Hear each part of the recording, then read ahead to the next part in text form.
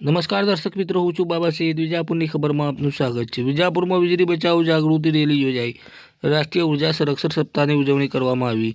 સમાચાર વિગતવાર જાણીએ તો રાષ્ટ્રીય ઉર્જા સંરક્ષણ સપ્તાહની ઉજવણી અંતર્ગત Gujarat energy transmission corporation limited જેટકોની વિજાપુર વિભાગીય કચેરી દ્વારા આજે સવારે વીજળી બચાવો જાગૃતિ રેલીનું આયોજન કરવામાં આવ્યું હતું. આ રેલીનું મુખ્ય ઉદ્દેશ્ય નાગરિકોમાં ઉર્જા સંરક્ષણ અને પર્યાવરણનું જતન પ્રત્યે જાગૃતિ ફેલાવવાનો હતો. સવારે ઠીક 10 વાગે આ સેકન્ડરી અમૃત વિદ્યાલયથી શરૂ થયેલી રેલી રાઘવ ગેસ એજન્સી સુધી પહોંચી હતી અને ત્યાંથી પરત અમૃત વિદ્યાલય સુધી આવીને સમાપ્ત થઈ હતી. રેલીમાં મોટી સંખ્યામાં વિદ્યાર્થીઓ અને વિદ્યાર્થીનીઓએ ઉત્સાહભેર ભાગ લીધો હતો.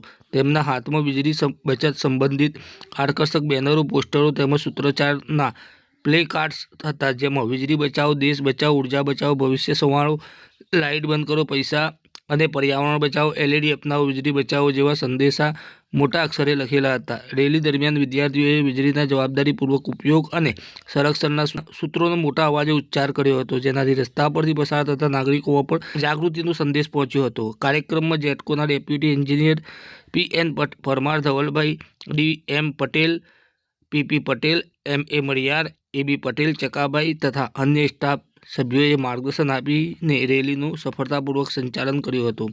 આ ઉપરાંત આસ એજ્યુકેશન ટ્રસ્ટ સંચાલિત પ્રાઇમરી શાળાના આચાર્ય રીટાબેન પટેલ અને તેમના સ્ટાફે પણ જોડાઈને કાર્યક્રમને વધુ સફળ બનાવ્યું હતું. રેલીના સમાપન પછી ડેપ્યુટી એન્જિનિયર પી.એન. પરમારે પત્રકારો સાથે વાતચીત કરતા જણાવ્યું હતું કે આજે દેશમાં વીજળીના વપરાશને નિયંત્રિત કરીને પર્યાવરણનું જતન કરવું અનિવાર્ય બની ગયું છે, કારણ કે વીજળીનું મોટા ભાગનું ઉત્પાદન જીવાશ્મ ઇંધણ પર આધારિત છે, જેનાથી પ્રદૂષણ વધે છે અને આબોહવા પરિવર્તનને વેગ મળે છે. તેમણે વધુમાં કહ્યું હતું કે આવા જાગૃતિ કાર્યક્રમો દ્વારા દરેક વ્યક્તિ વીજળીનો જવાબદારીપૂર્વક ઉપયોગ કરે તો આવનારી પેઢીઓ માટે સ્વચ્છ હરિયાળું પર્યાવરણ છોડી શકાય.